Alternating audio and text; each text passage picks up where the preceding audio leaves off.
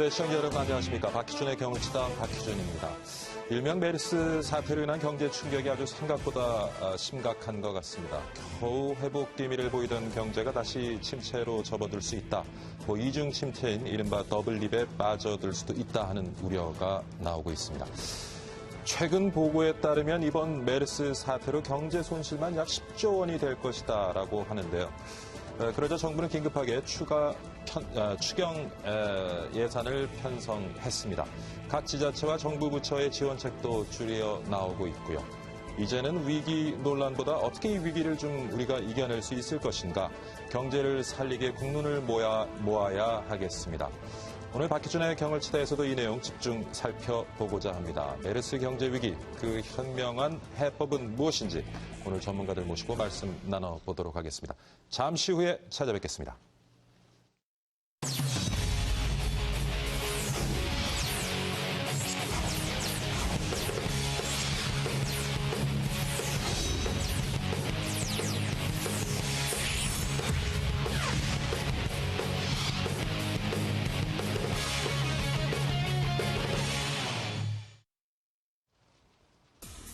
메르스 사태로 이중 침체 우려에 빠진 우리 경제를 위해 정부는 지난 25일이었죠.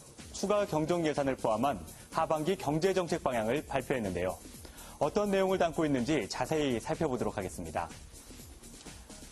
어느 때보다 위축된 경기가 메르스 진정 후에도 부정적인 영향을 받을 것으로 전망하고 경제 성장률을 기존 3.8%에서 3.1%로 낮췄습니다. 정부는 성장률이 2%대로 주저앉지 않게 하기 위해 추경 편성을 결정했는데요. 정확한 추경 규모는 다음 달 초 확정될 예정입니다. 주로 메르스 사태와 가뭄 피해, 서민 생활 안정 등에 중점적으로 배정할 계획입니다. 또 지방자치단체도 추경 편성을 유도하고 재정 집행에도 속도를 내서 지방재정 지출을 3조 원 확대할 계획입니다. 올해 경상수지 흑자는 940억 달러로 예측되죠. 이로 인한 외환수급 불균형 문제를 해소하기 위해 달러 퍼내기 정책도 내놓았는데요. 국외 주식 매매, 평가 차익과 환차익에 대해 비과세를 하는 해외 주식 투자 전용 펀드를 도입합니다. 국내 투자 활성화를 위해서는 산업은행이 인프라스트럭처 프로젝트를 발굴하면 연기금, 생명보험사 등과 함께 투자하는 한국 인프라 투자 플랫폼을 조성하는데요. 또 개인이 소액 지분을 투자하고 수익을 나눠 갖는 시민주 방식으로 공유지에 야구장과 공연장을 건설하기로 했습니다. 정부는 성장률의 추가 하락을 막기 위해 추경과 기금 변경, 공기업 투자 확대 등 총 15조 원이 넘는 재정 보강을 추진하기로 했는데요. 정부의 이런 움직임이 메르스 이중 침체 우려에 빠진 우리 경제를 살려낼 수 있을까요? 지금부터 경을 쳐보도록 하겠습니다. 스튜디오 나와주세요. 네, 왕성 아나운서 잘 들었습니다. 메르스 사태로 엎친 데 덮친 격이 된 우리 경제, 과연 해법은 있을지 오늘 여러분과 함께 고민해보는 시간 갖도록 하겠습니다. 오늘 많은 분 나와주셨는데요. 먼저 소개 올립니다. 중앙대학교 경영학부 송수영 교수입니다. 어서 오십시오, 교수님. 네, 안녕하세요. 예. 네, 그리고 한양여자대학교 세무회계학과의 오문성 교수 나오셨습니다. 반갑습니다, 교수님. 예, 안녕하십니까. 예. 네, 그리고 김원식 문화평론가 나오셨고요. 어서 오십시오. 예. 그리고 소상공인연합회 김대준 이사 나오셨습니다. 안녕하십니까? 안녕하십니까? 예. 자, 메르스 공포가 이제 바닥을 찍었다는 얘기도 있고요. 시장이 서서히 살아나고 있다라는 진단이 나오기도 합니다만은 실제 시장은 어떻습니까? 제가 그렇지 않아도 얼마 전에 예. 시장 상황이 어떤가, 소상공인들의 어려움이 어떤가 실제 그 업체 방문을 한번 해봤습니다. 예.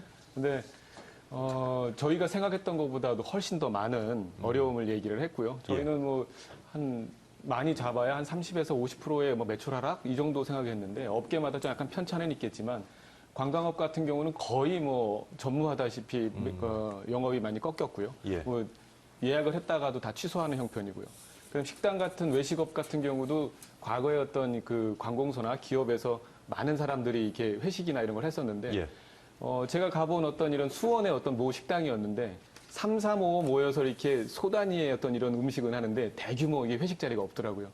이런 걸 봤을 때 상당히 뭐 그 현장 그 주인 그러니까 자영업자의 말씀은 한 80% 정도 꺾인 것 같다라고 하면서 되게 울상을 저 보이고 있었습니다. 아주 우리가 생각했던 것보다 더 오히려 이상, 시장의 예. 지금 상황은 더 안 좋은 것 같은데 예. 평론가님 문화계도 아주 이번에 타격을 많이 받았죠. 네, 그렇습니다. 뭐 관광 쪽을 말씀을 하셨는데요. 이번에 가장 피해가 떴던 것이 이제 관광, 여행, 숙박 그리고 공연 쪽이었어요. 그래서 이 부분이 가장 이제 컸는데 특히 뭐 앞서서 많이 이제 지적이 됐지만 예. 해외에서 한국을 찾는 관광객들이 많이 줄게 되면서 관광, 여행, 숙박이 이제 연달아서 타격을 입었고 특히 명동 얘기가 많이 나오는데 명동과 동대문이 외국인 관광객들이 참 많이 와서 화장품을 비롯한 어떤 패션 용품들을 많이 사는 곳인데 이쪽에 이제 도소매 유통업도 상당히 타격을 받는 그런 상황이었다고 이제 요약을 할 수가 있겠습니다. 예. 많은 업종에서 중소기업, 특히 소상공인들의 지금 고통이 좀 심한 것 같은데 결국에는 위축된 소비 심리가 문제겠죠, 교수님? 예, 그렇습니다. 근데 이게 해마다 이래요. 지난해는 또 세월호 사건 때문에 우리 시장이 많이 위축이 됐었는데 좀 경기가 살아나나 싶더니 또 올해는 메르스 사태 때문에 아주 시장이 많이 힘든 것 같습니다. 실은 우리가 메르스가 아니라 하더라도 예. 상당히 경기가 그렇게 좋아진 건 아니고 좋아지고 있는 그런 즈음이었는데 메르스가 이제 또 덮치니까 상당히 더 어려워진 것 같습니다. 지금 보면 그 우리 백화점하고 대형마트 같은 경우에 예. 우리가 전년 동기 대비해서 우리가 백화점은 한 16.5% 예. 그리고 대형마트는 한 3.4% 정도 감소됐다고 얘기를 하고요. 저도 이제 최근에 이렇게 대형마트에 가보니까 예. 진짜 썰렁하더라고요. 예. 그래서 보면은 이제 그 한국은행이 최근에 발표한 그 소비자 심리지수, 예. 심리지수가 99인데요. 전월보다 이제 6포인트가 하락했는데 이게 지금 100보다 떨어진다는 얘기는 이제 향후 안 좋을 거라고 계속 이제 우리가 예상을 하고 있는 겁니다. 그래서 지금 우리가 이 소비자 심리지수가 2년 6개월 만에 또 다시 바닥을 쳤다. 예. 이렇게 지금 얘기를 하고 있고요. 그리고 현재 한국경제연구원에서 나온 그 메르스 여파에 대한 그 추정치를 보니까 만약에 우리가 처음 시작한 게 한 5월 20일 정도 됐는데 예. 그게 한 달 지나고 6월 말, 두 달, 7월 말, 8월 말입니다. 그래서 우리가 6월 말 정도에 우리가 끝나더라도 한 4조 정도의 우리가 손실을 보고 4조 원이요? 예. 예. 7월 말에 한 9조, 뭐 8월 말이면 한 20조 정도 우리가 손실을 볼 것이다. 이렇게 우리 GDP 손실을 예, 예. 이렇게 지금 예상하고 있는 상태입니다. 손 교수님, 이렇게 손실이 이제 발생하다 보면 결국 우리가 연초에 예측했던 성장률에 미치지 못할 것 같고요. 뭐 최근 전문가들이 얘기하면은 이번 메르스 사태로 해서 최소한 0.2에서 0.3%포인트 정도 성장률이 떨어질 것이라는 얘기가 있는데 어떻습니까? 걱정이네요. 예, 메르스로 인해서 소비 위축, 소비 심리 위축과 그다음에 이 경제 성장률이 가라앉게 되는 거는 어느 정도 어쩔 수 없는 부분이 있긴 한데요. 저는 이것이 이제 궁극적으로 디플레이션으로 발전하지 않았으면 하는 바람입니다.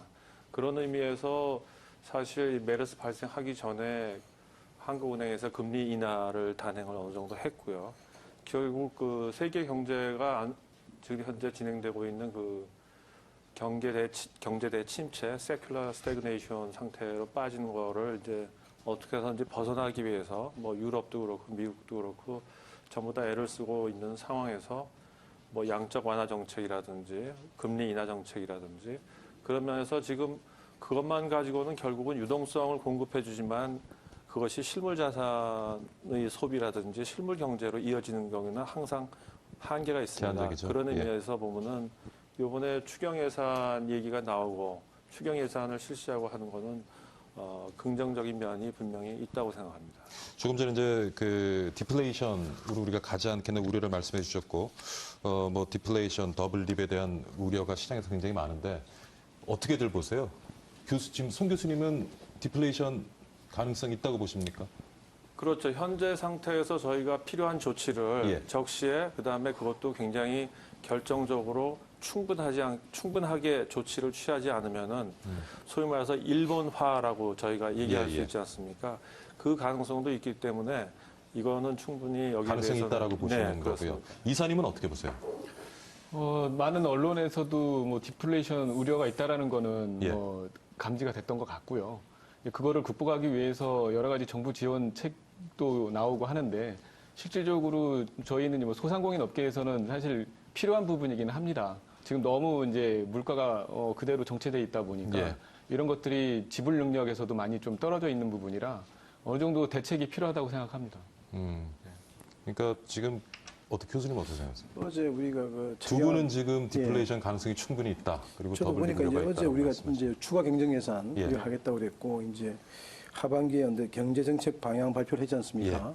여기에 대한 이제 주요 내용이 이제 추가 경정 예산인데 이게 이제 우리가 GDP에 대한 어떤 우리가 그 3%를 지키려고 하는 굉장히 그 노력이라고 저는 생각합니다. 그런데 지금 우리가 이제 메르스나 작년에 우리가 세월호 예. 그런 어떤 외부적인 어떤 충격이 오기 전에도 예. 실은 디플레이 위험이 있었던데 예, 계속 지적이 상당히 지금 우리가 그 일본의 잃어버린 20년 자꾸 이런 말씀을 하지 예. 않습니까? 예. 그래서 그걸 보게 되면 상당히 가능성은 높다. 그래서 여기에 대해서 지금 이제 나중에 우리가 얘기 나오겠지만 상당히 많은 어떤 기업에 대한 구조조정이나 현재 우리가 가지고 있는 경제적인 어떤 고질적인 문제들 이런 문제들을 우리가 해결하지 않으면 예. 상당히 위험할 것이다 저는 생각합니다.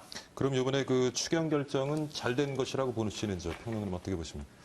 네, 일단은 이제 추경 예산을 편성을 했는데요. 그런데 아까 이제 말씀하셨듯이 뭐 디플레이션까지 갈 것이냐라고 했을 때 그게 이제 추경 예산이 어느 쪽에 더 예산을 투여하느냐에 따라 좀 약간 달라진 것 같아요. 예. 사실 메르스 때문에 피해 본 그 영역에 과연 이번에 추경 예산이 정확하게 지출이 되느냐. 상황 보면 전례나 이런 걸 보면 그렇지 않을 가능성이 높거든요. 그렇게 했을 때 메리스와 상관없이 경제 어떤 방향이라든지 구조적인 문제에 좀 더 초점을 맞춰가지고 하는 형태로 가는 것이 디플레이션이나 뭐 안 좋은 쪽을 방어하는 그런 형태로 가야 되지 않을까라는 생각이 듭니다. 실은 이번에 메르스가 아니었으면 예. 이 추가 경정 예산을 특별히 할 시점이 아니라고 생각도 듭니다. 예. 왜냐하면 작년에 우리 최 위원장께서 오셔가지고 한 40조 정도의 그죠 활성화 자금을 그렇죠. 풀었기 때문에 예.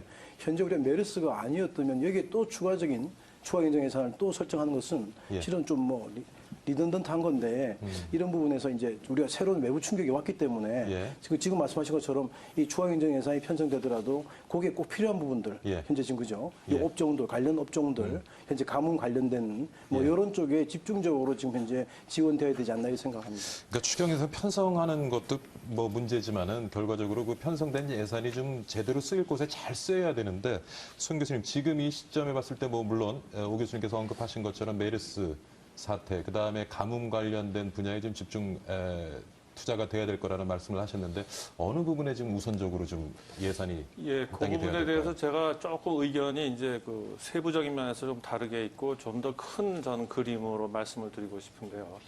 지금 이게 메르스 사태가 아니었다고 하더라도 유럽의 그리스하고 유럽하고의 유럽연합이라든지 예. IMF랑 협상이라든지 이런 상황, 그다음에 유럽에서 러시아와 죄송합니다. 러시아와 아직도 소련이라고 그러시네요. 아, 죄송합니다. 러시아와 유럽 우크라이나 사태라든지 이 불안정한 요소가 상당히 많이 있기 때문에 디플레이션으로 들어갈 수 있는 가능성은 그것이 촉발될 수 있는 가능성은 굉장히 많은 상태입니다.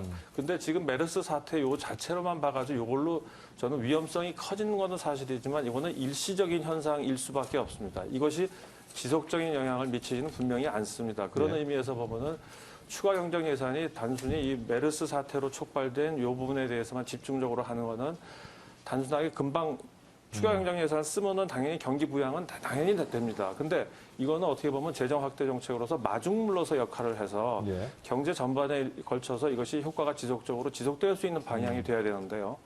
거기에 있어서 지금 이제 중요한 것이 일본의 경우가 굉장히 중요한 교훈을 우리가 얻을 수 있는데 일본이 그 위기를 3번 정도 크게 생깁니다. 90년대 초반, 90년대 중반, 그다음에 2007년, 8년 요때입니다.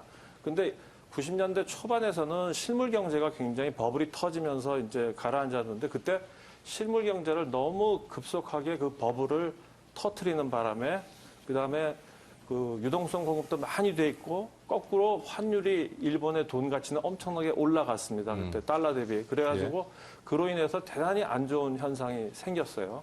근데 97년도, 8년도, 90년대 후반에서의 문제점은 제일 결정적인 거는 구조 조정을 한다고 하면서 구조 개혁을 섣부르게 금융기관들을 셧다운시키고 폐쇄하고 해가지고 굉장히 안 좋은 선례를 남겼습니다. 그래서 그것이 지속적으로 그 이후에 아주 디플레이션에 이르게 되는 예. 그 지속적인 나쁜 영향을 미쳤습니다. 그래서 저는 이번에 메르스 사태 때문에 하나의 명분은 주어져 있지만 사실 저는 금리 인하와 함께 재정 확대 정책을 통해서 저희 경제가 가만히 있어도 잘못하면 3% 아래쪽으로 내려갈 가능성이 있는 상태에서는 국가 부채 늘어나는 거를 별로 두려워하지 말고 좀 재정 확대 정책을 어차피 실시하는 것이 좋은데 메르스로 인해서 하나의 명분은 주어졌지만은 단지 메르스로 인해서 지금 현재 가라앉은 관광업이나 예. 이런 쪽으로 하는 것보다는 예.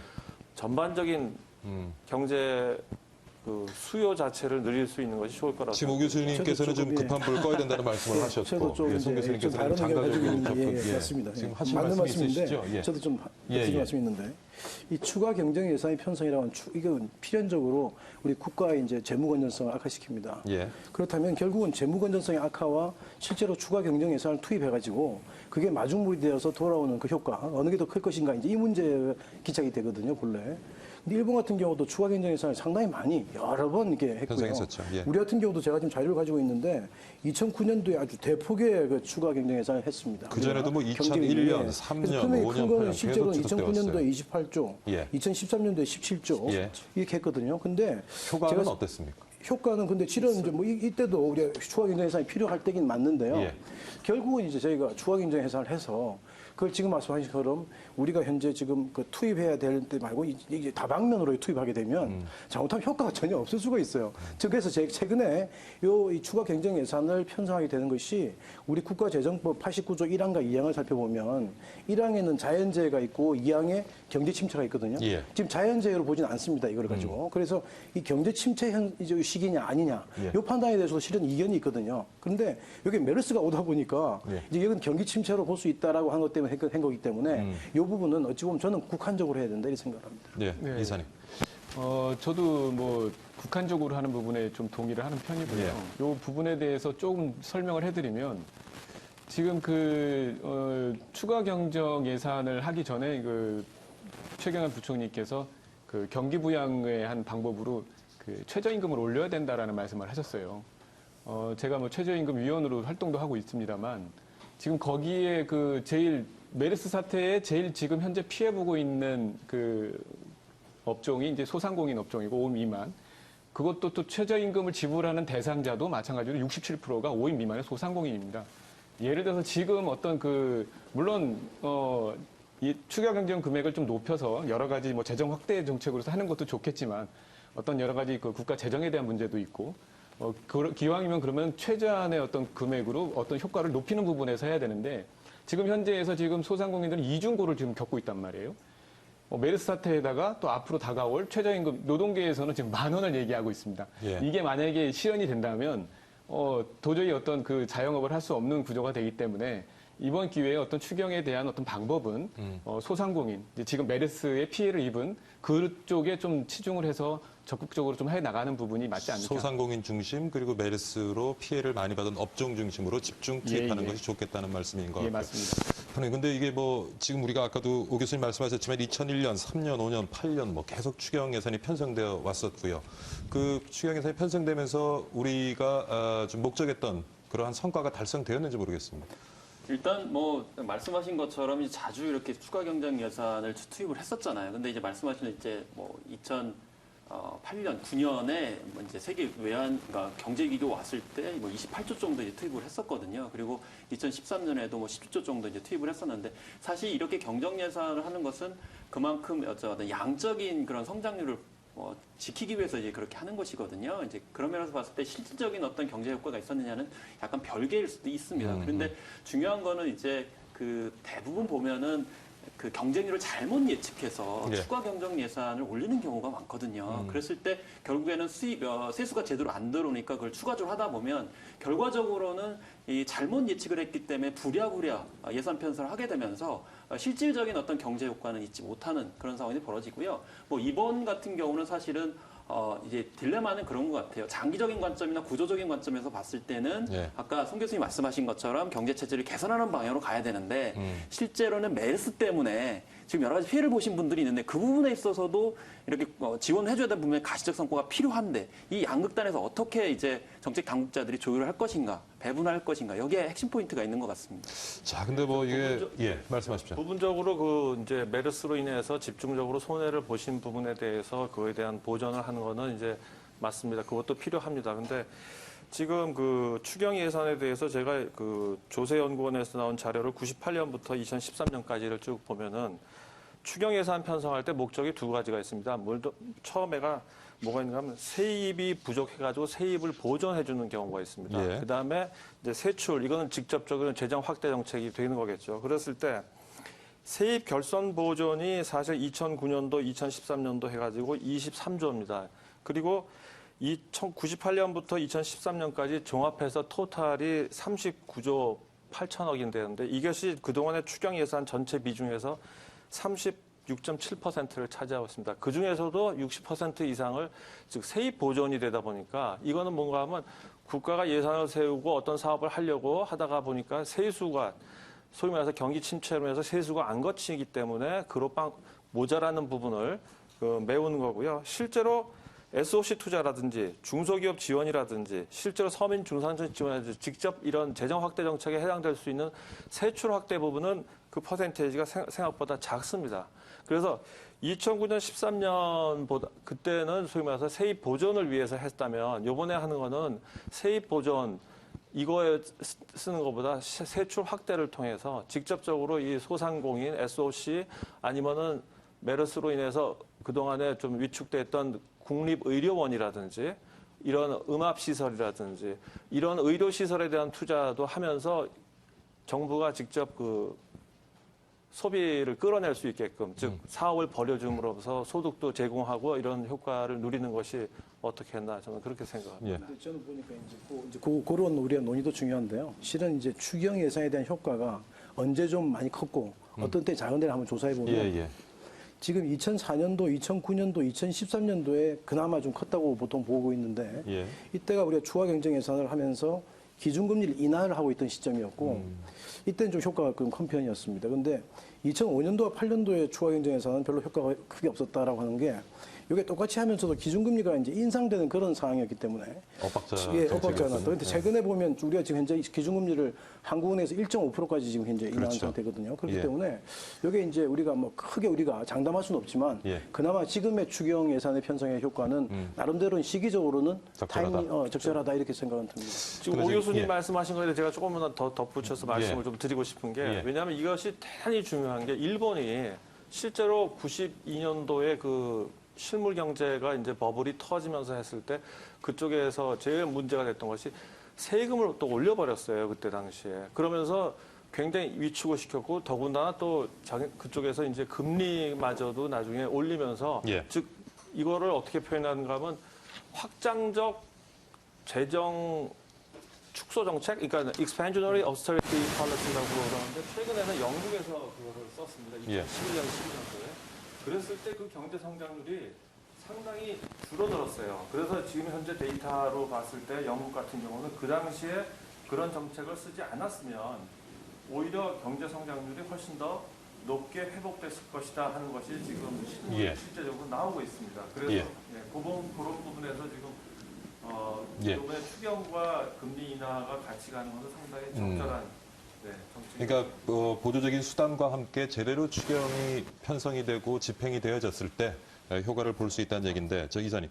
근데 방금 전에 송 교수님 일본 얘기를 하셨습니다마는 일본이 이렇게 급할 때마다 추경 편성하고 투입하고 이거를 반복하다가 뭐 그런 전문가들의 분석도 있어요. 너무 지나치게 잦은 추경 편성과 투입 때문에 결과적으로 시장 전체가 어떤 위기를 극복하기 위해서 경쟁력을 구조적으로 키워갈 수 있는 위기를 놓치고 결국에는 잃어버린 20년을 만들어낸 것이 아닌가 하는 지적도 있기는 합니다. 어떻습니까? 뭐 일본의 뭐 잊어버린 20년, 잃어버린 20년은 저희가 답습하지 않아야 되는 어떤 좋은 교훈을 갖고 있는 부분이고요. 그러기 위해서는 사실 경제 주체간마다 어떤 그 경기를 살리고 자기의 어떤 그 주체된 어떤 그런 업종만 하기 위해서 어떤 이런 그 이기적인 어떤 발상이 일어나면 안 되는데 예. 지금은 제가 보면은 각종 어떤 이런 뭐 근로자나 또 노동계 아니 또 뭐 저희 소상공인 또 대기업 이런 부분들이 너무나 이제 그 시장 내에서 그 경쟁 체제로만 가고 있는 것 같습니다.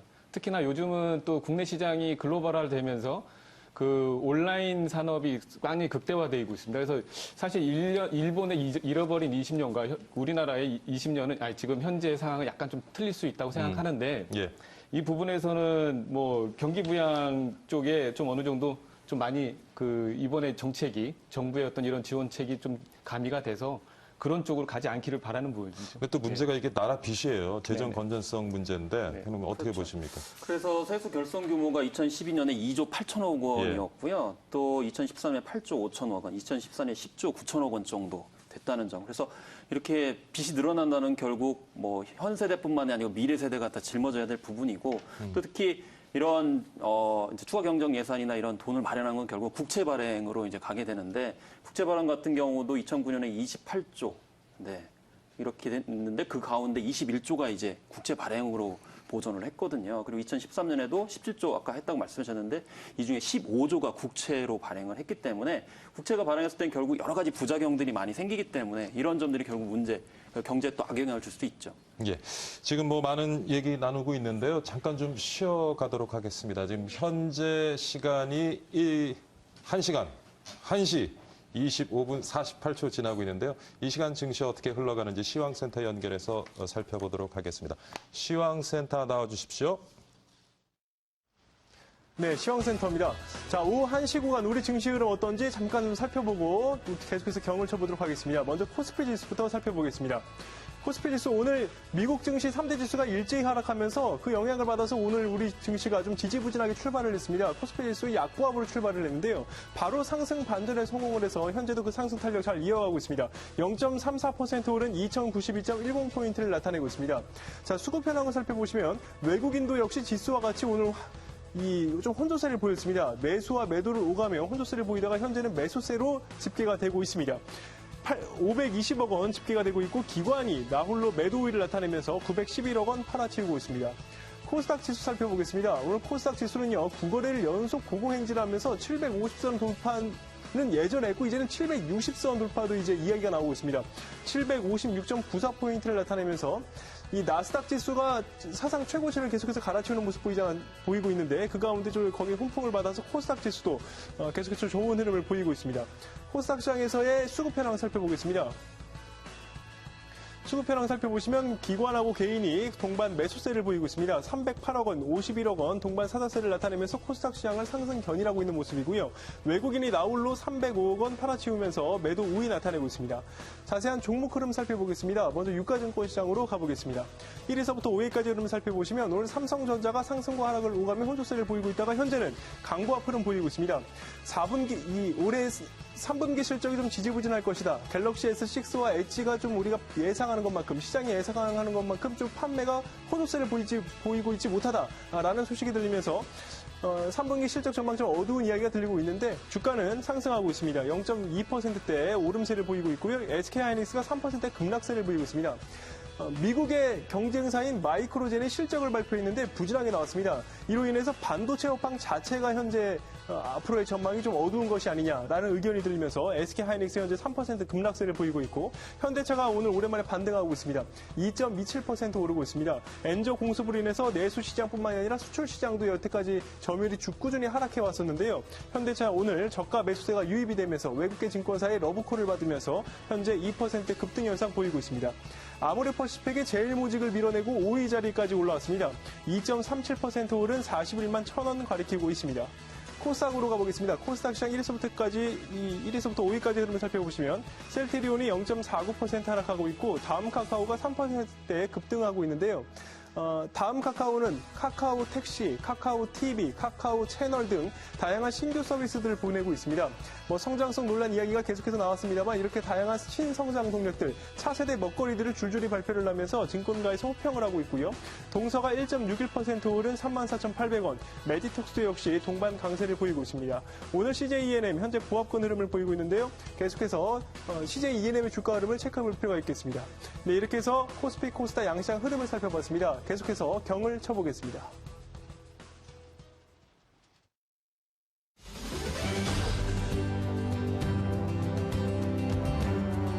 대한민국 자전거의 새 미래를 연다.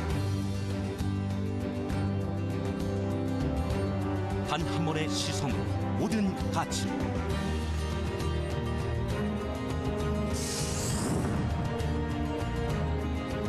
자전거 트렌드를 바꾸는 혁신적 프레임.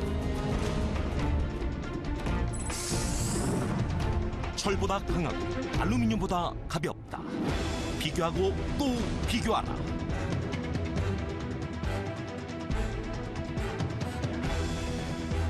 강하면서 가벼운 나노카본 프레임. 대한민국 자전거의 자존심. 나노카본 바이크. 메이드 인 코리아. 위아 위스. 메르스로 인해 이중 침체 우려가 나오고 있는 경제를 위해 각 지자체에서도 지역 경제 살리기에 나서고 있는데요. 어떤 움직임을 보이고 있는지 자세히 살펴보겠습니다.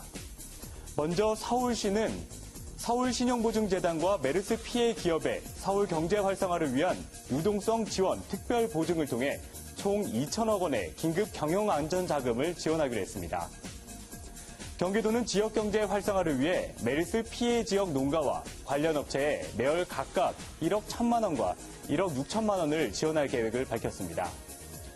이어서 제주도는 메르스 여파로 어려움을 겪고 있는 소상공인 총력 지원에 나서기로 했는데요. 제주도는 특별 경영안전지원자금 4,500억 원을 융자 지원하기로 했습니다. 이 자금은 41개의 업종을 대상으로 8월 말까지 모든 업종에 균등하게 지원됩니다.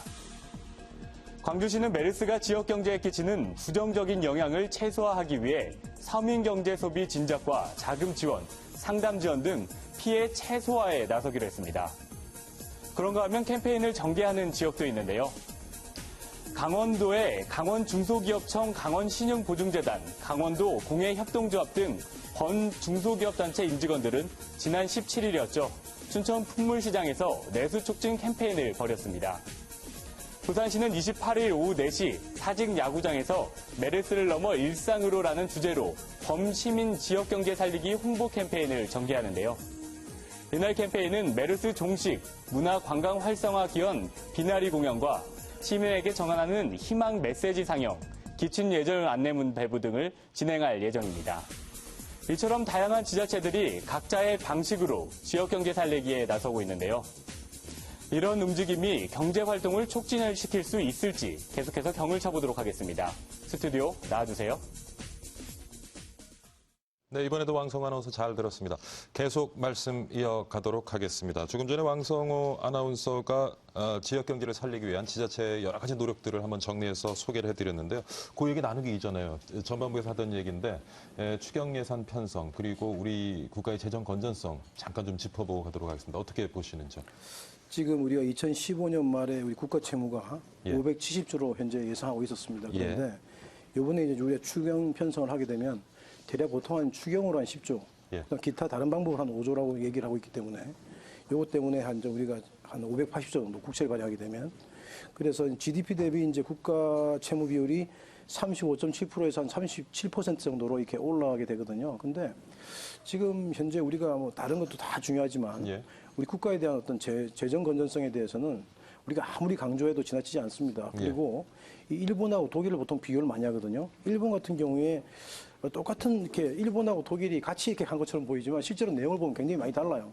일본 같은 경우는 나름대로의 어떤 정책을 단일한 정책을 쓰고 단기적으로 계속 쓰면서 갔고 이 독일 같은 경우는 이 정책을 쓰면서도 노동시장이나 연금시장이나 이런 것들을 동시다발적으로 같이 갔습니다. 예. 그 다음에 또 하나 큰 차이가 일본은 재정 건전성이 계속적으로 무너지고 있는 상태였고 예. 이쪽은 재정 건전성을 지켰는데 이게 나름대로는 세수가 좀 올랐죠. 그래서 그리고 또 하나 이제 만약에 독일이 좀 가진 경쟁력이라 한다면 이 제조업종에 대한 세계적인 경쟁력을 가지고 있었거든요.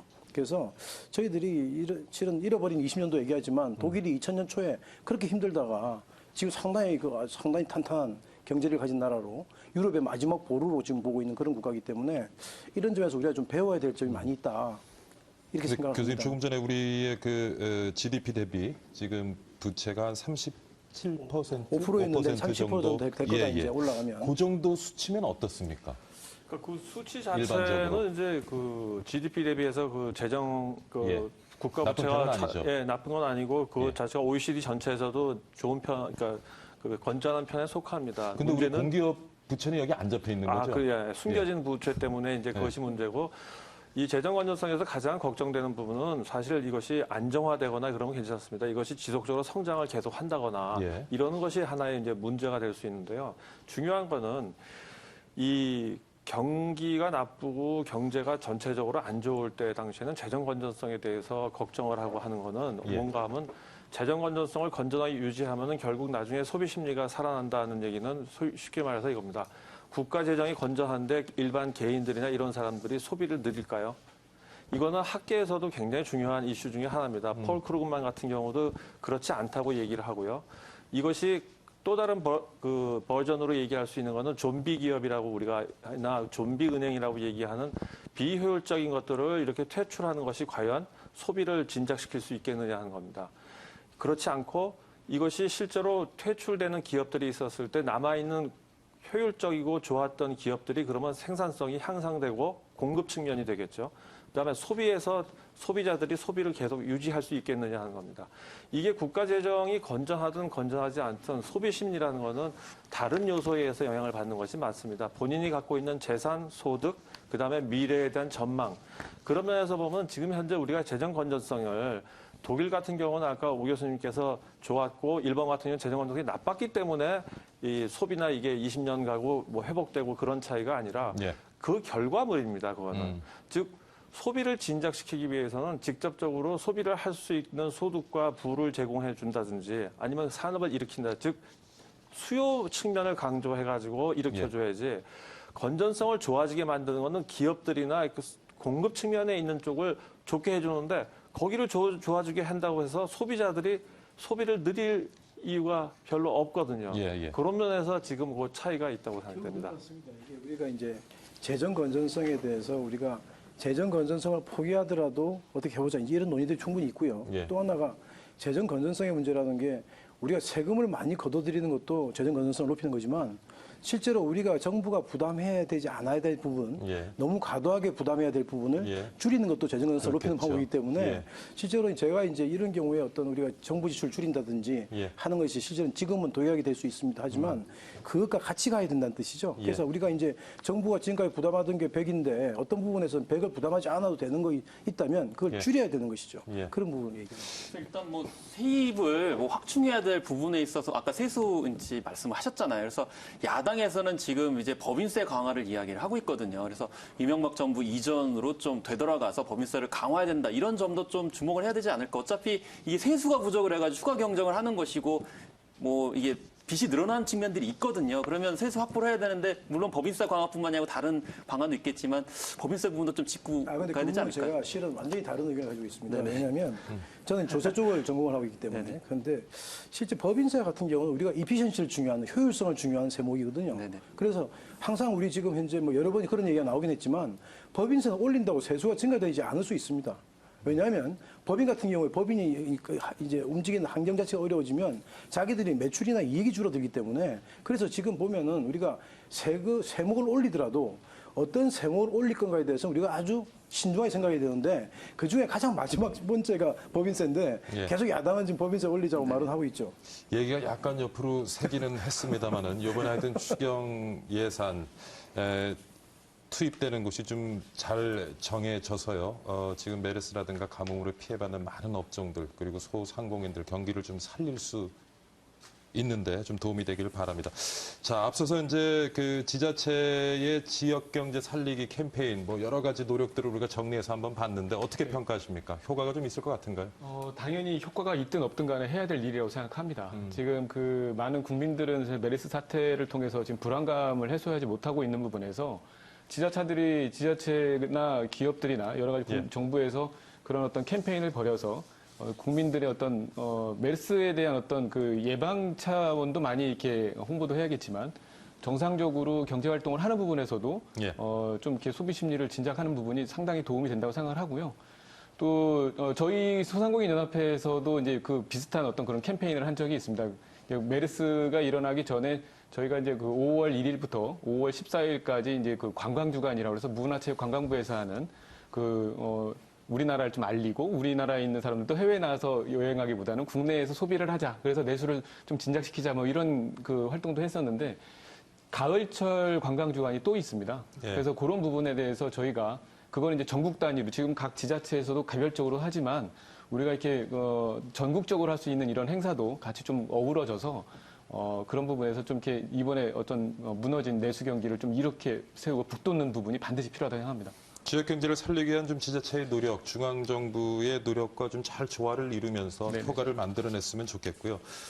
네. 근데 이게 무슨 말씀을 하시려고? 근데 사실 예. 뭐 약간 좀 전시성 행사라고 이렇게 평가를 하기도 해요. 그게 왜냐하면 문제예요. 뭐 이제 지자체 보면 구내 식당을 주위에 이렇게 줄여가지고 뭐 식당을 이제 대외적으로 가서 같이 이렇게 회식도 하고 점심도 먹고 이런 걸 보여준다든지 또 아니면 전통시장을 같이 또 공무원들이 같이 간다든지 이렇게 하는데요. 한편으로 이게 전시성 행사일 수 있지만 이번 메르스 사태에서 공공 부분에 있어서 신뢰를 많이 잃었거든요. 그렇기 때문에 아무래도 공공 부분에서 선도적으로 이렇게 하는 것 자체는 신뢰성 차원에서 의미는 있다는 생각이 듭니다. 예. 자, 그런데 문제가 작년에 세월호 사태 때도 그랬고요. 올해 또 메르스 사태도 그렇고 이게 문제만 터지면 이 충격을 잘 극복하지 못한 이 소상공인 이 문제는 우리가 좀 어떻게 해결을 해야 될 문제 같은데 뭐 근본적인 처방이 좀 있을까요? 소상공인은 뭐 메르스가 아니고 뭐 우리가 세월호 아니라도 원래 어려워요. 항상 어렵죠. 항상 어려운데 어려워요. 이제 우리가 이게 어려운 시기에 되면 더 어려워지는 게 이제 예, 그런 예. 쪽입니다. 그래서 저는 이렇게 생각합니다. 이게 지금 우리가 메르스나 뭐 세월호의 문제가 아니고 예. 우리나라 같은 경우는 현재 지금 나름대로는 그 대기업이 주도해서 예. 수출 주도의 어떤 경제 성장을 이루는 데는 이제 한계가 왔습니다. 예. 그리고 현재 세계적인 예. 환경도 그렇고 그래서 요즘 또 지금은 수출도 잘안 되고. 우리가 예. 이제 보면 대기업과 중소기업이 우리가 뭐 헌법 119조에도 우리가 같이 적고 있지만 같이 상생할 수 있는 구조를 가야 되는데 그렇다면 중소기업이 잘할 수 있는 분야는 중소기업들이 하게 좀 만들어주고 예. 환경을 만들어주고 예, 예. 이것도 뭐 대기업 쪽에서는 규제라 그러면 규제겠지만 예. 만들어가는 그런 환경을 만들어주고 대기업은 대기업대로 할 수 있는 예. 뭐 이런 어떤 환경들을 조성해 주는 게 상당히 좀 중요하다고 저 생각합니다. 이사님 제가 하나 여쭤볼게요. 그 소상공인들의 업종이요. 혹시 네네. 지금 정확한 통계를 가지고 있지 않으시겠습니다만은 네네. 대략적으로 어떻습니까? 업종들이요. 주로 소상공인들이 뭐 질문에 요식업이 제일 많습니까? 어떻습니까? 비중이요? 예, 예. 아무래도 이제 그 자영업 요식업도 많고요. 예. 그다음에 요즘은 업체가 다양해야 돼서 전체적인 뭐 이렇게 데이터를 수치적으로 말씀드릴 수는 없지만 예. 전체 한 570만 정도 된다고 합니다. 근데 예. 그 질문과 대답은 좀 틀리게 좀 다른 걸 좀 말씀드릴게요. 예, 예. 지금 아까 그 소상공인의 어려움을 말씀드리다 보니까 좀 말씀드리고 싶은데 지금 그 올해만 들어서 개인 사업자의 그 부채가 10조 원 정도 늘어났어요.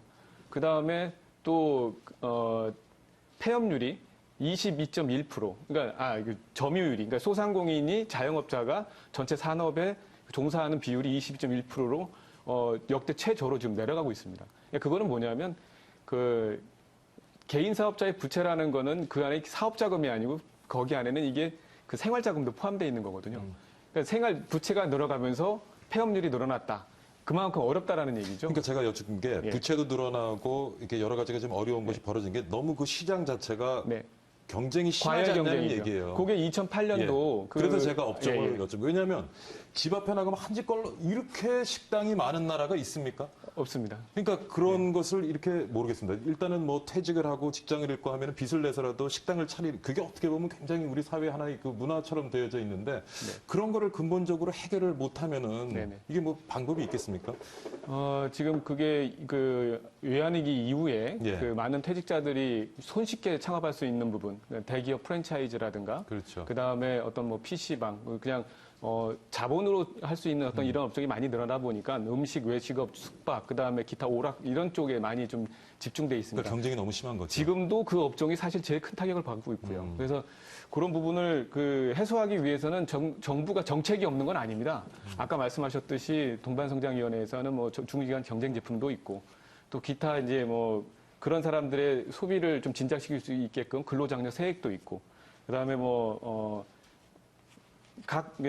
그 정치권에서는 어떤 그런 또 소상공인들에 대한 판로를 지원하기 위해서 각가지 정책을 만들어 입법을 하고 있는데 이런 것들이 실효성이 많이 떨어지죠. 그냥 금방 말씀드렸던 이제 근로장려 세액도 그러니까 근로자뿐만이 아닌 자영업자들도 일부 소득이 되지 않으면 예. 그 부분을 정부의 어떤 세제 혜택으로서 보전받을 수 있게끔 돼 있으나 그런 것들이 지금 2009년도에 똑같이 근로자하고 소상공인하고 같이 혜택을 받게 돼 있는데 자료가 없다는 소득 파악이 안 된다는 이유로 자영업자는 2015년도 올해부터만 지원이 되게끔 돼 있어요. 예, 예. 그런데 그것도 소득 파악이 5년 동안의 시간을 줬는데도 불구하고 소득 파악이 안 돼서 지금은 소득 파악 대비가 아니고 그냥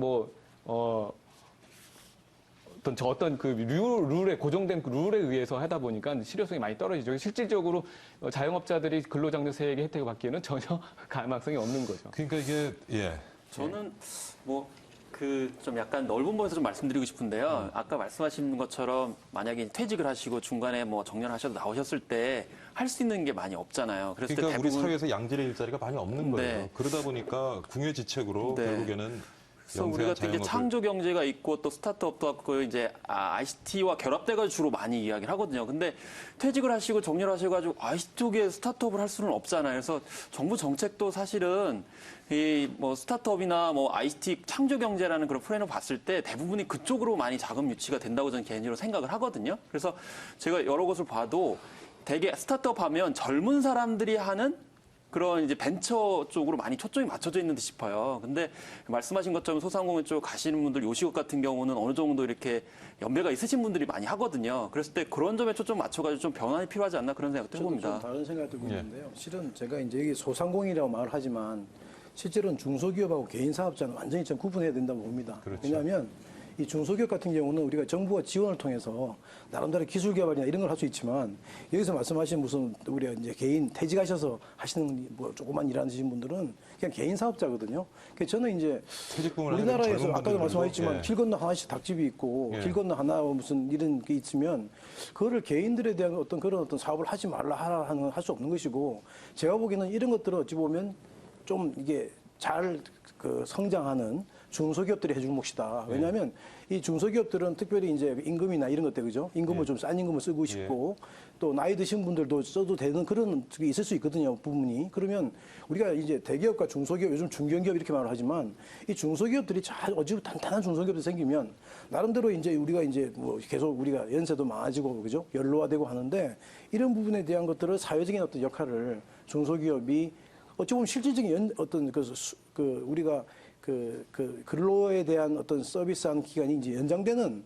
그런 효과들을 가질 수 있게끔 이렇게 하는 게 좋지 않나 그러니까 생각을 이게 합니다. 우리가 산업 구조가 이제 고도화된다고 해서 서비스업의 비중이 늘어가고 있는데 실제로 그 속을 들여다보면 이 서비스업 대부분이 영세한 자영업자 어렵죠. 비중이 굉장히 높은 예, 거예요. 맞습니다. 그러니까 이게 산업 구조가 고도화되는 것이 아니라 그것이 또 우리 경제 성장에 또 걸림돌이 되기도 하고요. 그래서 지금 뭐 소상공인 이슈라서 제가 별로 끼어들지는 않았는데 사실 이것이 대단히 중요한 이슈이기도 하고 또 아까 조금 전에 오 교수님께서 지적하신 대로 ICT 쪽으로 이노베이션이라든지 투자가 많이 이루어지지만 요식업 쪽으로는 그거를 투자를 어떻게 해줘야 되느냐. 근데 개인 사업 하시는 분들이 보통 그 참여를 하시는 요식업에 있어서는 그래도 그것이 꾸준하게 일정하게 소비만 된다 그러면은 어느 정도 개인 사업 자체를 유지하실 수는 있을 것 같아요. 물론 과열 경쟁이라는 면도 있긴 하지만은 그 음식점 요식업이라든지 이런 것들이 지방으로 더 퍼져나가고 하면서 긍정적인 면도 어느 정도 있긴 있으실 겁니다. 그리고